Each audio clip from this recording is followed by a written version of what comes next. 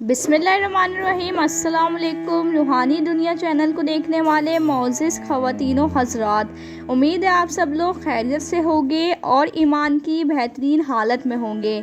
اللہ کے پیغمبر حضرت ابراہیم علیہ السلام کے بیٹے حضرت اسماعیل علیہ السلام کو طلاق کا مشورہ کیوں دیا جبکہ اللہ نے طلاق کو ناپسند قرار دیا ہے؟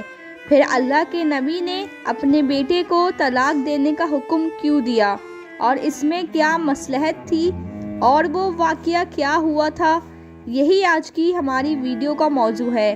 اگر آپ نے میرے چینل کو سبسکرائب نہیں کیا ہے تو ایسی اسلامی واقعات کو قرآن و حدیث کی روشنی میں جاننے کے لیے میرے چینل کو سبسکرائب کر کے بیل آئیکن کو پریس کر دے۔ حضرت ابراہیم علیہ السلام اپنے بیٹے حضرت اسماعیل علیہ السلام اور ان کی والدہ کو مکہ میں چھوڑ کر چلے گئے جب خانہ کعبہ کی تعمیر ہو رہی تھی۔ اس وقت وہ ایسی وادی تھی جہاں سبزہ کا نام و نشان نہیں تھا۔ حضرت اسماعیل علیہ السلام جب جوان ہوئے تو آپ کا نکاح قبیلہ بنو جنم کی ایک لڑکی سے ہوا۔ حضرت اسماعیل علیہ السلام شکار کرنے جاتے تھے اور جو کچھ ملتا اسی سے گزر بسر ہوتا۔ شکار اگر نہیں مل جاتا تو کچھ بھی نہیں ہوتا اور اگر مل جاتا تو جو بھی شکار سے لے کر آتے وہی کھانا کھا کر سو جاتے۔ ایک مرتبہ آپ شکار پر گئے ہوئے تھے کہ پیچھے سے آپ کے والد حضرت ابراہیم علیہ السلام گھر تشریف لائے اور بہو سے پوچھا کہ کیا حال ہے؟ بہو نے کہا بس زندگی گزر رہی ہے، کبھی شکار ملتا ہے اور کبھی نہیں ملتا، بہت تنگی کا وقت گزر رہا ہے، بس گزارا ہو رہا ہے۔ ناظرین، اس نے ناشکری کے اس طرح الفاظ کہے۔ حضرت ابراہیم علیہ السلام نے کچھ دیر انتظار کیا، پھر فرمایا اچھا مجھے واپس جانا ہے، جب تمہارا شوہر آ جائے تو اسے میرا سلام کہنا اور کہنا کہ تمہاری گھر کی چوکھٹ اچھی نہیں ہے، اسے تبدیل کر لو۔ یہ کہہ کر آپ چلے گئے۔ وہ عورت حضرت ابراہیم علیہ السلام کی بات نہ سمجھ سکی، لہٰذا جب اسماعیل علیہ السلام گھر واپس آئے تو ان کی بیوی نے ان کا پورا پیغام سنا دیا کہ تمہاری گھر کی چوکھٹ اچھی نہیں ہے، لہٰذا اسے بدل دینا۔ حضرت اسماعیل علیہ السلام نے کہا وہ میرے والد صاحب تھے اور انہوں نے کہا ہے تمہاری بیوی اچھی نہیں ہے، یعنی کہ ناشکری ہے، تو اسے بدل دینا۔ ناظرین، حضرت اسماعیل علیہ السلام نے اپنی بیوی کو پھر طلاق دے کر اسے فارغ کر دیا۔ کچھ عرصے بعد ایک اور قبیلے کی لڑکی کے ساتھ حضرت اسماعیل علیہ السلام کی شادی ہوئی۔ ایک بار پھر حضرت ابراہیم علیہ السلام 2 سال بعد تشریف لائے۔ اس وقت بھی آپ کے بیٹے حضرت اسماعیل علیہ السلام گھر پر موجود نہیں تھے۔ آپ نے بہو سے پوچھا کہ بتاؤ کیا حال ہے؟ تو آپ کی بہو نے کہا اللہ کا شکر ادا کرتی ہوں جس نے اتنا نیک خاوند مجھے عطا کیا، اور اللہ تعالیٰ نے مجھے اتنے اچھے اخلاق والا، اتنے اچھے کردار والا خاوند عطا کیا، میں تو شکر ادا بھی نہیں کر سکتی۔ حضرت ابراہیم علیہ السلام نے کہا کہ کھانے پینے کا کیا حال ہے؟ تو آپ کی بہو نے کہا رزق تو اللہ تعالیٰ کے ہاتھ میں ہے، جو ملتا ہے ہم کھا لیتے ہیں اور اللہ کا شکر ادا کرتے ہیں، اور اگر نہ ملے تو صبر کرتے ہیں۔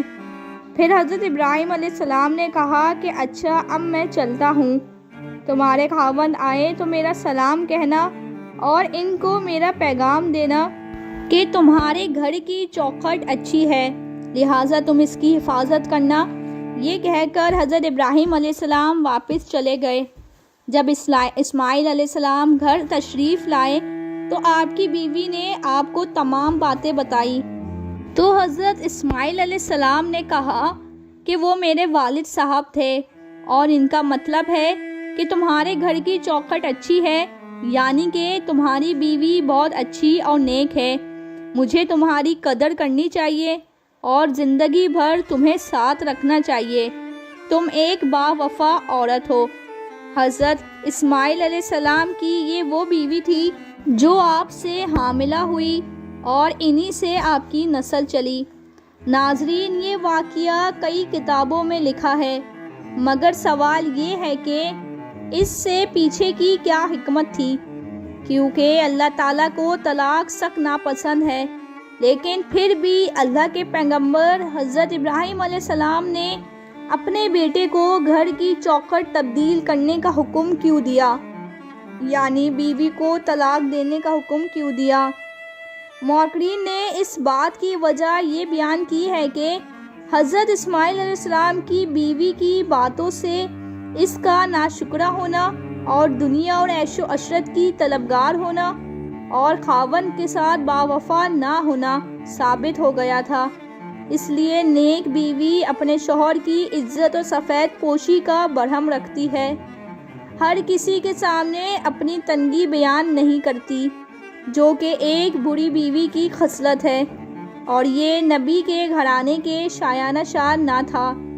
اس لیے آپ نے اپنے بیٹے کو طلاق کا حکم دیا۔ اب سوال یہ ہے کہ طلاق اللہ تعالیٰ کو سخت ناپسند ہے، لیکن اس کے باوجود بھی اللہ تعالیٰ نے طلاق کو حرام قرار نہیں دیا، بلکہ کسی مصلحت کے سبب دینے کی اجازت بھی دے رکھی ہے، اور قرآن مجید میں اس حوالے سے تفصیلی روایات موجود ہے۔ ناظرین، اس واقعے سے ہمیں یہ سبق حاصل ہوتا ہے کہ بے شک اللہ تعالیٰ نے طلاق کو سخت ناپسند قرار دیا ہے اور اس کو دینے سے آسمان لرز اٹھتا ہے، لیکن پھر بھی اللہ تعالیٰ نے طلاق کو حرام قرار نہیں دیا، کیونکہ وہ جانتے تھے کہ کچھ عورتیں ایسی ناشکری ہوگی اور ایسی شوہر کی نافرمان ہوگی کہ جس کے ساتھ گزارا کرنا مشکل ہو جائے گا۔ اسی لیے اللہ تعالیٰ نے طلاق کو حرام قرار نہیں دیا، تاکہ ایسی عورتوں کو طلاق دے کر اسے فارغ کر کے کسی دیندار عورت سے نکاح کر کے اپنی نسل آگے بڑھا سکے۔ مجھے امید ہے آپ کو میری آج کی ویڈیو کا مقصد سمجھ آ گیا ہوگا کہ ناشکری اور نافرمان بیوی کو صرف اللہ تعالیٰ نے ہی نہ بلکہ اللہ تعالیٰ کے تمام انبیاء کرام نے بھی سخت ناپسند قرار دیا ہے۔ تو اسی لیے اللہ تعالیٰ نے طلاق جیسے الفاظ کو مرد کے لیے حرام قرار نہیں دیا۔ مجھے امید ہے آپ کو میری آج کی ویڈیو دیکھنا اور سننا اچھا لگا ہوگا۔ ویڈیو اچھی لگی ہو تو ویڈیو کو لائک کر کے شیئر کر دیجیے گا، اور ساتھ ہی میرے چینل کو سبسکرائب کر کے بیل آئیکن کو پریس کر دیجیے گا۔ مجھے دیجیے اجازت، ملتی ہوں آپ سے نیکسٹ ویڈیو میں۔ اپنا بہت زیادہ خیال رکھیے گا، چینل کے ساتھ جڑے رہیے گا۔ جب تک کے لیے اللہ حافظ۔